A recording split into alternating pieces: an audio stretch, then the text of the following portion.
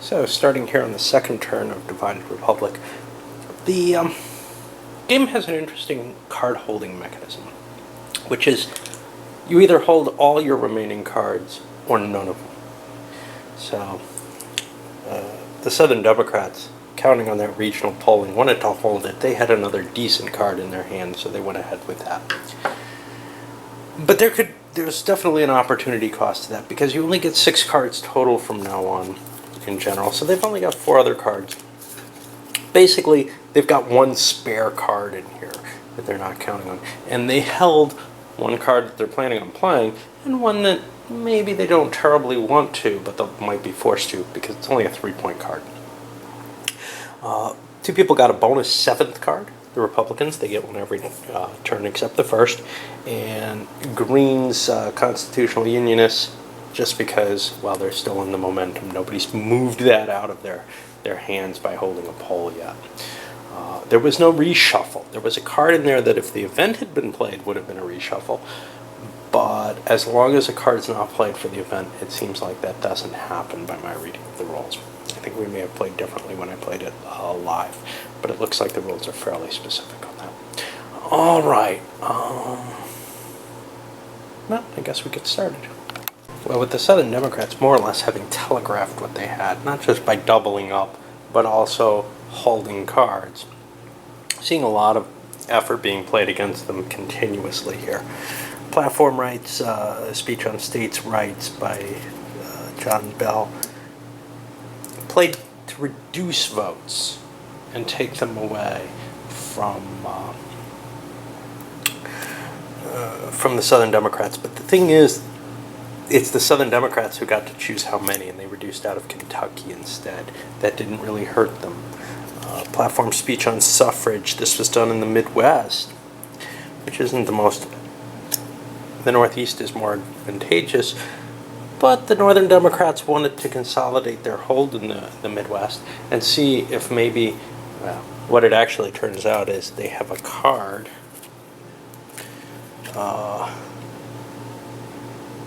Mining strike, which affects the Upper South, which would allow them to change a local polling over here to a region of their choice. So it seemed important to them to concentrate there. Coal mine strike, well, this is what the Republicans played, and they took half of the Southern Democrats' votes into their own hands. Now, the Southern Democrats, of course, could have stepped in with a personal appearance and just stopped that. That would have given them some advantage, but they weren't quite in position yet, so they're going to have to go another round. Another option, they had a reaction card here, which... well, maybe I didn't. I thought they had one. Maybe they played it. Yes, they played it. This Charleston Mercury, which allows them to cancel the placement of PCFs. Well, it wouldn't stop the removal, but it could have stopped the Republican placement. But they're not too terribly worried about Republicans in Virginia, to tell you the truth. All right, so that looks like the line of these. This was played as an event. So it goes here, the rest slide up, and that moves forward. And we're going to see how that more of that maneuvering is happening, because it's so obvious what the Southern Democrats are trying to get done. And they may have to give up on it. Okay, well, this time we see the Constitutional Unionists adding some more PCFs with Richard Taylor's endorsement. That spread them out a little bit. Platform speech on Cuba going from Douglas, which he used actually in the lower South, where it has a heavy advantage, and placed some strong points down there. Not an area where he'd usually be competing too heavily. And then a Cuban Revolt was played by Lincoln. Now this, he backfired. He rolled a 6, and he ended up losing his support in Virginia. That was kind of an iffy thing to begin with, but hey, if he could have gotten significantly more points, he might have been able to lock something up in the Upper South. And that's going to go away as a turn, or as a card. And then some points for Breckinridge solidifying his hold in Virginia. He still hasn't locked it up, though. And in fact, I think, not thinking too quickly, but I think the Constitutional Unionists are going to prevent that final play using the Charleston Mercury. Remember, you have an extra card to play. That's an expensive one, but that gives them the jump now in Virginia, and they can play their own card there. And here we see the first regional polling happening. The Northern Democrats, of all people, played it in the lower South. They feel I'm going to get a lock on Texas. That's something I wouldn't have expected. I'm going to get maybe some momentum off of Mississippi. We'll see. I don't really want to calculate it out, but this is just a bonus that I didn't expect to get. I'm going to play it out. Nobody had a reaction card. There's a lot of reaction cards to playing polling cards. So you can often see someone will be holding a reaction card in order to shift the polling to some other location. Anyway, we'll see what ends up resulting from this. In terms of actually voting them out, well, we're just assigning the cards to the people who have at least the right amount of pieces. So red is going to get the Mississippi card and the Texas card, but they're also going to get a lock in Texas, and that gets rid of all these pieces. Anyway, I'll show you what happened at the end of the polling, and it's going to have an effect on the momentum at the end of the turn, possibly. And our net effect after that: 19 votes for the Southern Democrats, 17 going for the Constitutional Unionists, and only 11 for the Northern Democrats. Nothing, of course, for the Republicans. They pretty much can't even compete there, except maybe in South Carolina. Now, you might say, well, this didn't really help them. They're going to be lower down on the track, which may or may not be a good thing. But they're not going to be in the lead from this. But they got the lock, and that's 4 electoral votes they do not have to worry about. Those cannot be taken away from them. And that's a powerful, powerful effect. They're the only ones who gained anything that is guaranteed to last till the end of the game. Okay, well, finishing up the turn here. The Republicans played a little bit in the Pacific West, but then our Southern Democrats, rather than cashing in North Carolina, which is in the bank, they played the risky scandal card, and to try to remove John Bell from Virginia. I don't know if they even had a chance of making the top there. They realized, they thought they were tied with them, and then they realized those two, and they said, oh no, that's terrible. Anyway, positive spin got played against them, and they lost North Carolina for that. And now it's a lot less attractive for them to play the regional polling. The fighting continues with the two southern parties kind of still playing in here, but got an endorsement in the Pacific West for Douglas, which pumps him up over Lincoln in Oregon. And Lincoln responded with an endorsement in the Midwest in Michigan, giving him the slight edge there. In both cases, these are states that are locked if the election goes through, if a regional polling happens in them. And the turn ends with the Southern Democrats giving up. Bleeding Kansas was not played for its event, just played for points. Bell continuing to pitter about. I think he took Louisiana this time. Douglas plays a scandal in New York, really hosing Lincoln's hold there, but Lincoln comes back with another senatorial endorsement in Pennsylvania this time. Now, getting those out early, you can see how much more powerful they are late, where you get enough votes to get the lock into place. But still, getting 5 votes for a state, that's a powerful block, and it seems to me worth playing the card for that.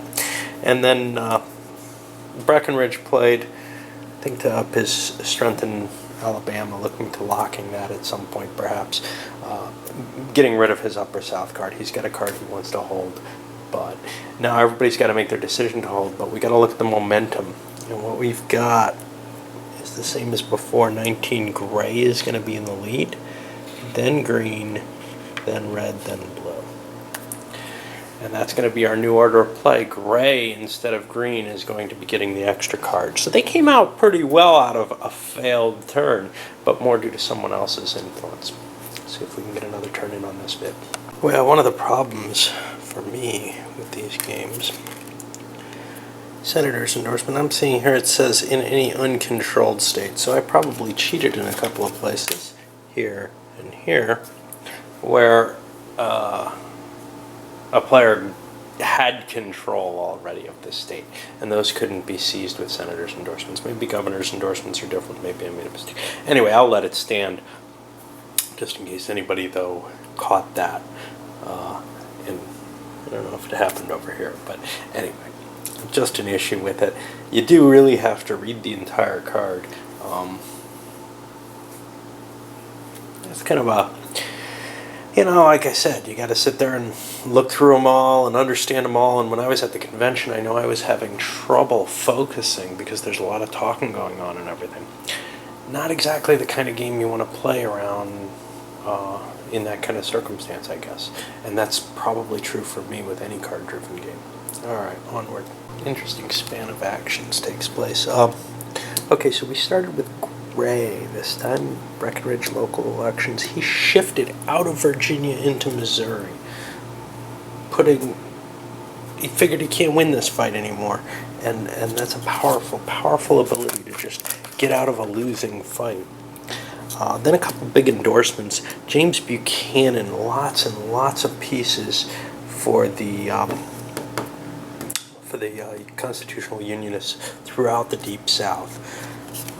And then the Northern Democrats took an endorsement from Jeff Davis, which gave them many fewer, and they probably shouldn't have played it that way. And then another event, compromising fuddy-duddies for the constitutional unionists.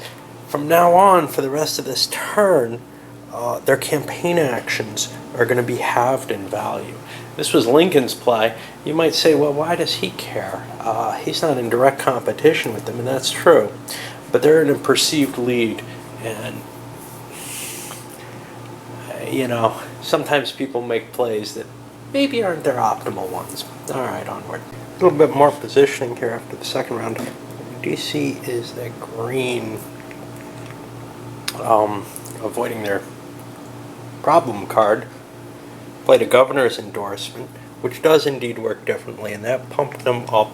Didn't matter that it was under control, but they had to have a piece there. So I misplayed a couple of times. Hey, that's okay.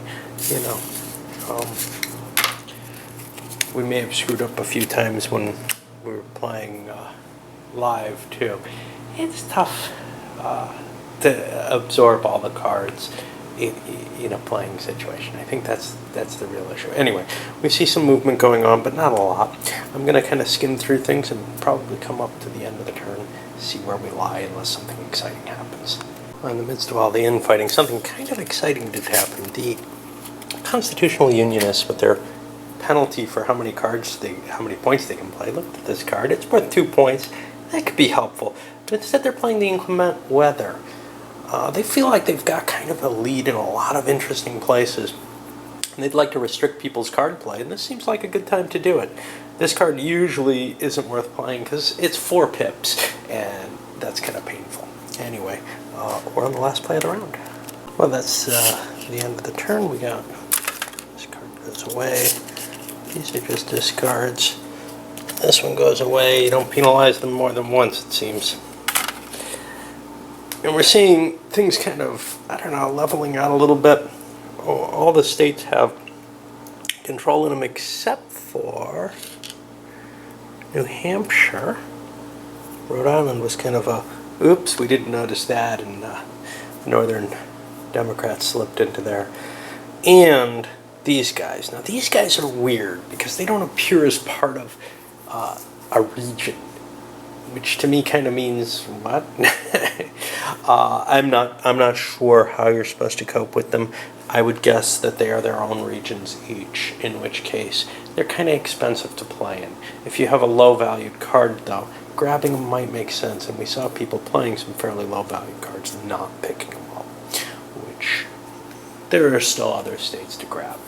Okay, so we're going to have the inclement weather, and people have to decide what they're discarding and what they're not. I think everybody's discarding, to tell you the truth. I don't think anybody had anything they really wanted to hold. He's got an endorsement that's useless because it's a senator's, so it doesn't, it won't give him an entry into any of these states because they're all controlled. He doesn't want that. I don't know why I'm doing this in front of you. This is a kind of cool card. Reaction from Mid-Atlantic, Midwest, or Upper South. I think he's going to hold this. That's an interesting card, and he's only got to hold one card for it. Whereas regional polling in the Upper South is absolutely useless to the Republicans. All right, let's load this up.